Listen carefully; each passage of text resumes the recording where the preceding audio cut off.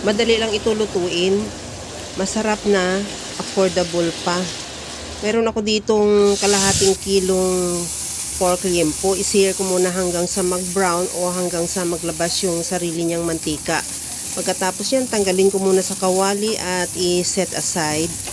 Sa disim na kawali, nagdagdag lang ako ng kunting mantika. Iprito ko na rin yung tokwa. Lutuin lang hanggang sa mag-brown, ganun din. Tanggalin lang din sa kawali at ilagay sa bowl at i-set aside. Igisa ko na rin yung sibuyas. Binawasan ko lang din yung mantika sa kawali. At ihalo hanggang sa maglabas ng aroma at igisa ko na rin yung kamatis.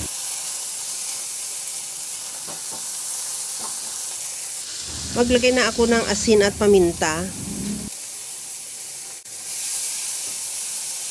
Napansin nyo, hindi ako nakapaglagay ng bawang dahil wala akong bawang na fresh. Lagyan ko na lang siya ng bawang na powder at ilagay ko na rin yung oyster sauce.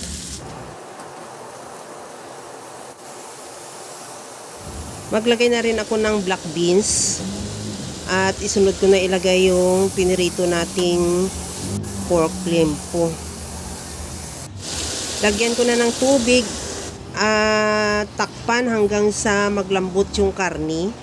Nakadepende yung dami ng tubig sa dami ng karni mo. Pagka halimbawa medyo natuyo na siya at saka matigas pa yung karni, pwede ka naman magdagdag ng tubig. At nilagay ko na rin yung pinaka-steam ng kangkong. Isunod ko na ilagay yung tokwa na pinirito. Pagkatapos yan, ilagay ko na rin yung pinakadahon ng kangkong. Ihalo lang hanggang sa maluto yung kangkong.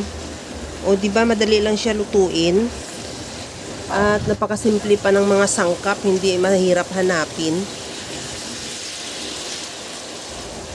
Maglagay din ako ng liquid seasoning, kahit anong seasoning available sa'yo pwede. Pwede yung mga granules, powder or cubes. At kunting halo lang yan, okay na yan. Ready to serve na yung ating napakasarap na tukwat baboy with kangkong. Kaya mga kalasa, kung nagustuhan mo yung ating video, please like na lang at pakishare na rin sa inyong mga friends. At kung bago ka pa lang sa aking channel, subscribe na at i-click mo na rin ang bell button para sa mga notification. Okay na to, luto na. Hanggang sa muli mga kalasa.